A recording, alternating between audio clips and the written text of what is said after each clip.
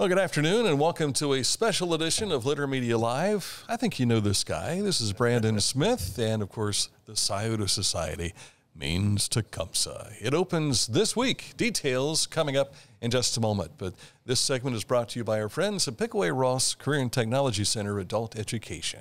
Find a career you love with Pickaway Ross Adult Education. Skilled trades careers are in high demand with no signs of slowing down. Pickaway Ross offers career training programs with expert instructors and hands-on learning tactics to create a variety of opportunities. Visit our website for more information. Well, it seems like you just shut the show down here at the end of last season, but it's time to go again. It's almost hard to believe, as you get older. I never understood why time seemed to be shorter as you get older. It was finally described to me in a way that I understand it. But gosh, it does feel like we just shut down yesterday. Yeah. But right back at it with another season. This is season number 52. 52. That includes the COVID year for those of you keeping track. That's right. Of all this stuff. But you've got a new director this year. How does that change things? Because I got a feeling every director comes in and it doesn't change the story, but they change the aesthetics of things. That's right. Yeah. And this actually, it was a lot different for me this year because this was the first time that I'd worked with a director who had not directed the show before. So, when I came back, Jenny Mail was our director and she was, I think, 3 years in at that point. When she left, Brent Gibbs came back, who had directed the show in the 90s. So Julie Richardson, who's our director this year, was familiar with the show and has worked in outdoor drama her whole life, but she'd never worked on this show. So it was almost like starting from scratch for the both of us. Yeah. Had she done Native American programming before? Yeah, she had assistant directed The Lost Colony down in North Carolina. She was the artistic director in Boone, North Carolina at... not Under These Hills, but the other one, the one in Boone, and many others. In fact, going way back, she met Marion Wagner at Beyond the Sundown down in Texas back in the 70s. So yeah, she's been playing the game a long, long time. And when you've met Marion, you've met Tecumseh. That's right. Yeah, absolutely. So let's talk about some of the changes, first of all, in the aspect of the show itself. And then I want to talk about the experience that you have. Yeah, so as far as the show goes, there are changes every year. And usually when we have this conversation, I say, unless you've seen it over and over again, you probably won't notice them. Well, that's not the case this year. So we went back through a lot of old scripts, way back to 1971, before the show was ever produced, and found a very early draft. And we kind of pulled some really good nuggets out of those old scripts, mostly old narration that had been cut through the years. So we brought some of that narration back. So Graham Greene is still narrating the beginning and the end of the show. But in between all of that, we've taken the character of Tecumseh and kind of made her a narrator in a sense. So there are, I think, 7 spots throughout the middle of the show where she gives a little bit of information, which kind of ties those scenes together in a way which you just can't have otherwise. Right.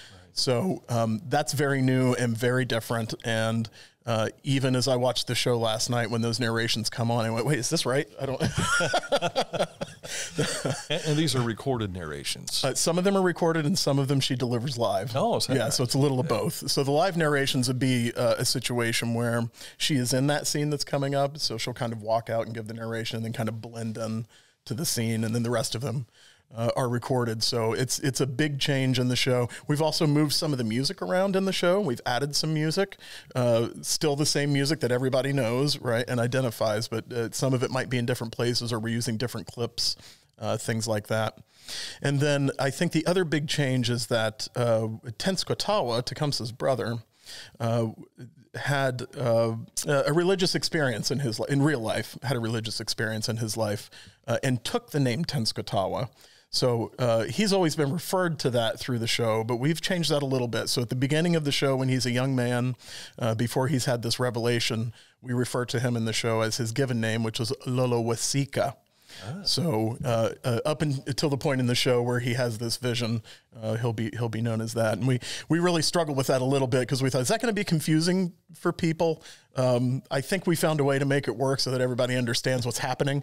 But that was just kind of a nod to us wanting to honor not only Tecumseh through the show, but also the rest of his family, his descendants, the absentee Shawnee tribe, And I think it makes a couple of really lovely moments that we just haven't had in the past. Yeah, and I would have to imagine that that's noticeable to the Shawnee Nation as well. Absolutely, yes. Yeah, that's pretty cool. See, that's the thing about this. It's been around so long, we all think if we've seen it once, you know the story. But with every director coming in and making some changes, and I'm sure there's got to be a moment where you, as the top dog, you say, hold it, now that's going to change too much. Sure. Yes, all the time. But the way I like to work is for, if I was a highly artistic person, I would direct it myself, right? But I'm not. And so I go out and find the best people that I can to do that for me. And the way I like to work is say, Dan, you're going to direct the show next year. I want you to come up with the craziest, most far out ideas that you have, and then let me reel you in a little bit, because it's easier, I think, that way than to go, well, maybe we can change this little bit and that little bit. And then I have to push the other way. So, I have great trust in the people who we bring in, or we wouldn't bring them in to begin with. And Julie had some great ideas, many of which you will see on stage, and quite a few which you won't. But that doesn't mean they won't happen next year if we can make it happen. And in your seat, you can say, you can dig in a little bit, but don't dig in too much, because I have the final say. Sure. Yeah.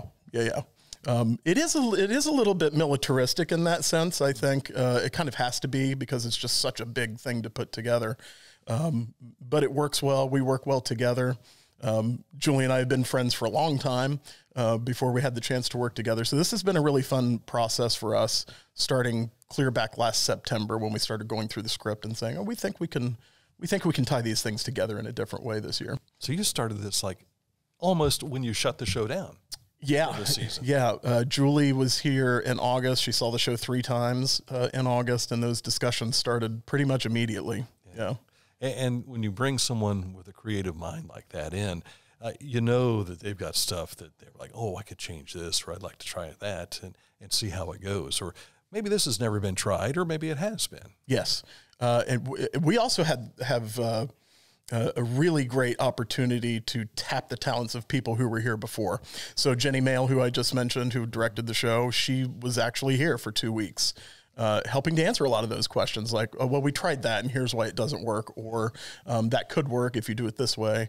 In fact, she's back tomorrow for a couple of days, and she choreographed the dance this year. So Jenny was great to have back. JJ Cobb, who played Tecumseh back in the 90s, was here for a couple of weeks and did a lot of voice work, a lot of movement work with the actors. And then, of course, we can pick up the phone and call pretty much anyone we need to. So to have that kind of talent pool available to you as a new director, for Julie, it was very, very advantageous for her.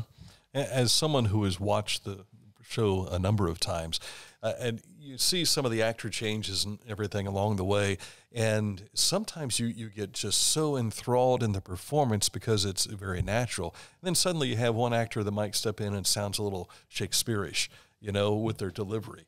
It's noticeable in that aspect. So I'm sure that's something that you, as the leader of the show, and get together with that director, is like, can we tone that one down a little bit, make him a little more believable? Absolutely. Yeah. We have a meeting every night after rehearsals. So this week that meeting starts at 11 p.m.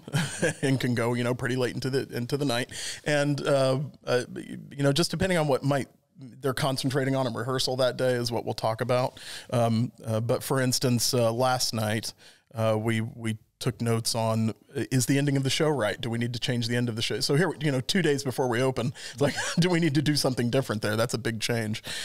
We decided not to, but the discussion was had, and I think it's healthy to do that. And again, Julie will be here next year as well.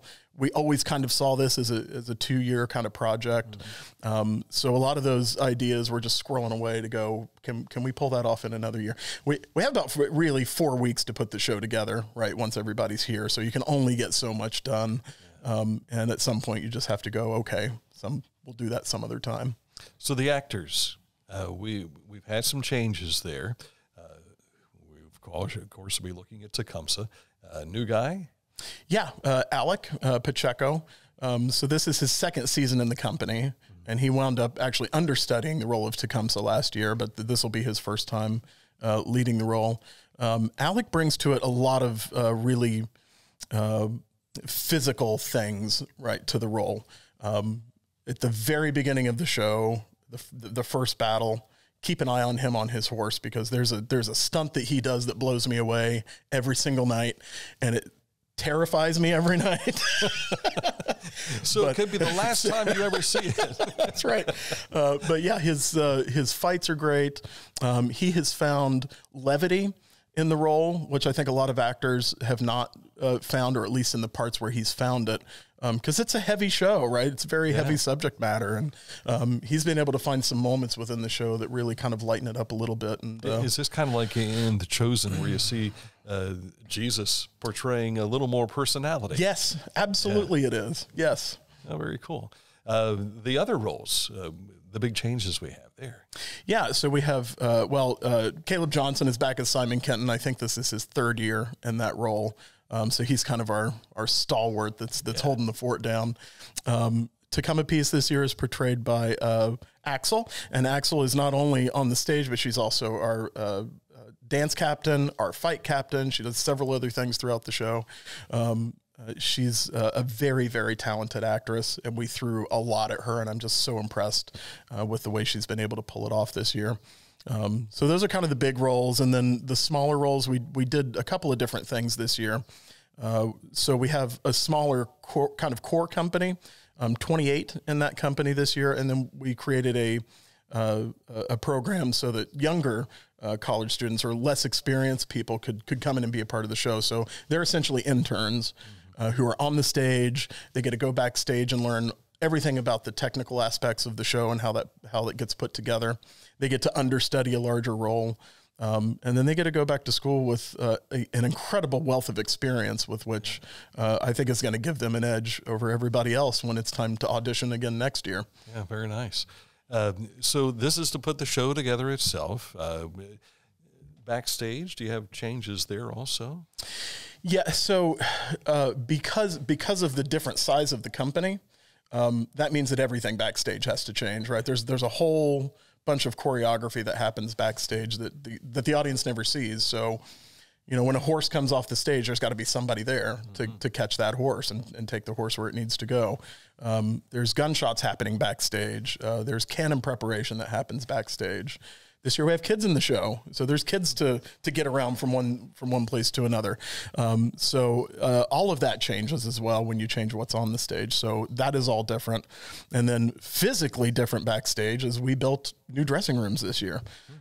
So we gutted the old building right down to the floor. The roof stayed, but a new ceiling. Extended it out 10 feet, put private showers in, because the showers previously were kind of like, you know, if you could think of what, you know, gym showers were in the 80s, that's what they were. And, they worked, but they weren't great and they weren't ideal. So that was a huge project. Huddleston Construction came in and did it. So 2 years ago, we did the kitchen. This year, we did the dressing rooms.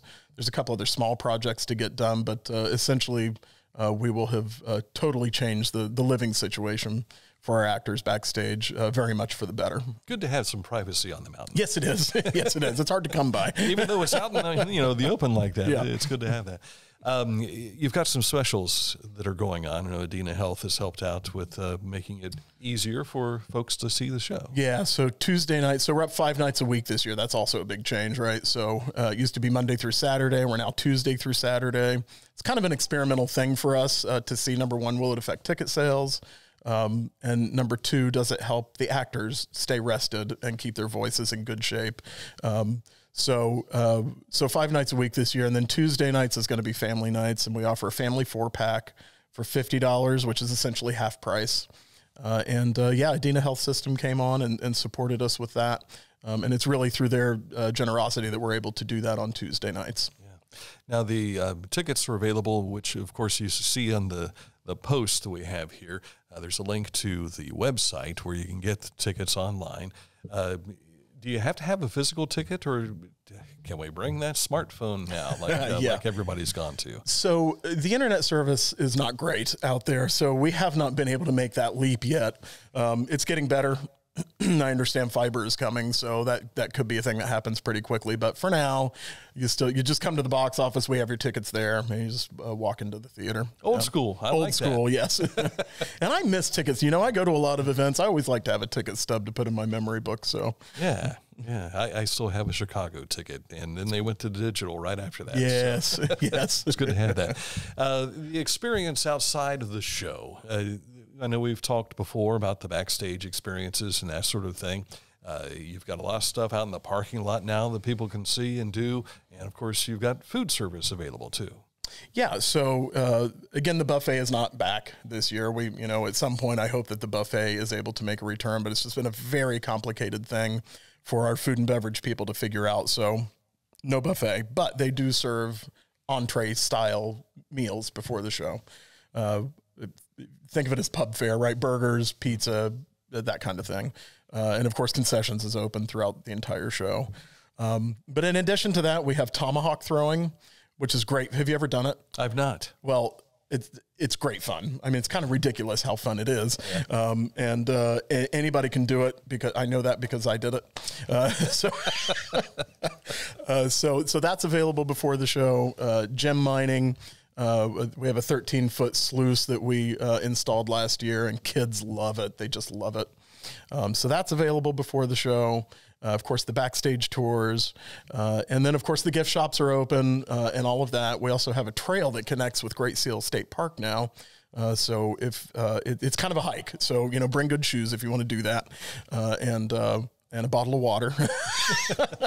But if you're into hiking, the trail opens at 2:00. You can go up, you can park in our parking lot, hike that trail, connect with Great Seal, do their trails, come back down, have dinner, see the show, and you don't ever have to leave the parking lot. Yeah, and you may not be able to find your way back to the parking lot. It's a real thing, yeah. I lost a drone there once, remember? That's right. Yeah. So, what else we wanted to talk about was you returned back again with some bluegrass activities. Kathy Mattea is coming up first, and then you've got Here Comes Ricky Skaggs again. Yeah. A couple of big names. Yeah, really couldn't have planned it any better. And when I say that, the plans that I had all fell through. So there was a point this winter at which I went, all right, well, we just won't have any concerts. And then things started happening. And the first thing that fell into place was Ricky Skaggs. We've presented him before. So this will be his third visit to Chillicothe, I believe, and his second to Sugarloaf Mountain. VA Memorial Stadium, I believe, hosted him for a couple of shows many years ago. Yeah, back in the 90s. Back in the 90s. Kathy Mattea, I don't think, has ever been to Chillicothe, which is kind of crazy to me because she, is practically a hometown girl, having grown up in Nitro, West Virginia. Yeah. And she's very familiar with Chillicothe, and she knows what we do here. And I'm super excited to have her. She, people, of course, know her from her big hits in the 80s and early 90s. But over the past 10 years or so, she's been doing a lot of bluegrass and just early Americana kind of music, including, I think, 2 albums of just old coal mining songs. And, of course, she hosts Mountain Stage, which comes out of West Virginia every Sunday night. And she just puts on one of the most beautiful shows I've ever seen. Beautiful voice, lovely person. And really excited to have her on our stage. She has that persona of performers like Loretta Lynn, Anne Murray. I think of them when I think of Kathy Mattea. Yeah, and she had a real bad health scare a few years ago, and there was a time with which she thought she would never sing again. And so to see her in concert now with just the grace and the thankfulness that she has to be able to continue doing what she loves is very touching, and just I think adds to the beauty of the music that she performs. Yeah, kind of like the return of Celine Dion, I guess. Yes. In that respect. Yes. So, yeah. And we're going to try and hook up with Kathy Mattea, and maybe with Ricky Skaggs down the road. I know when Ricky was here last time, we had a chance to have him on the radio show, and that's been, 8 years ago. I think so, yeah. So it's great to see them back and enjoying the aesthetics of playing on the mountain. There's really, I see a lot of live music throughout the year, and honestly, there's just not a better venue to see live music. Yeah, and it should be a packed house. I know the last time Ricky was here, there were hardly any empty seats. Yes. And, of course, that also means There weren't many empty parking spaces. That's right. That's right. Yes. And cars all the way down the road as well. So does that bring us into the potential for shuttle service if needed? We've been trying to figure out how to do shuttle service for years now. I don't know. Yeah. If anybody's got a good answer, send me an email. If the Chillicothe trolley's not doing anything on those bluegrass nights, it might be kind of cool. Yeah. So anything that we have missed? I think we've covered it all, Dan. I'm excited to get the show open. I think that it's the performance, I think, is beautiful in a way that is different than it was before. And those moments that the director and these actors have found are just really touching to me for somebody who sees the show 100 times a year. You know what I mean? Yeah. Well, we're happy to see you back and up and running, and we wish you a great season. Successful season for us all.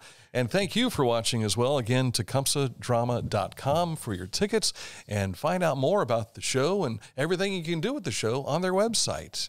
That's it for this edition of Litter Media. Thanks for watching.